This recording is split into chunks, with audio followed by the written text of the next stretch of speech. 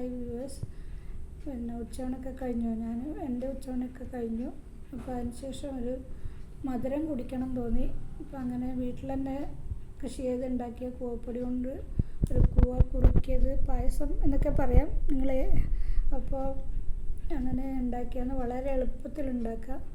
പിന്നെ കൂവപ്പൊടി വെള്ളത്തിൽ കലക്കി വേവിക്കുക. ഒന്ന് വെന്ത് പാകം ആവുമ്പോൾ ശർക്കര പാനി ഒഴിക്കുക. അതും കൂവപ്പൊടിയും കൂടി, കൂവ കാച്ചതും കൂടി ഒന്ന് സെറ്റാവുന്ന സമയത്ത് നാളികേരം ചിരകിയത് ഇടുക. ആവശ്യമുണ്ടെങ്കിൽ, ഇഷ്ടമാണെങ്കിൽ ഏലക്കായും ചേർക്കുക. ഇല്ലാതെയും ടേസ്റ്റാണ്. ഞങ്ങൾ ചേർക്കാറില്ല ഇവിടെ. കുട്ടികൾക്കൊന്നും ഏലക്കായ അധികം ഇഷ്ടമല്ല, അതുകൊണ്ട് അങ്ങനെ കഴിക്കും. അപ്പോൾ നല്ല ടേസ്റ്റാണ്. അപ്പോൾ ഞാനൊന്ന് ടേസ്റ്റ് നോക്കിയിട്ട് പറയാം.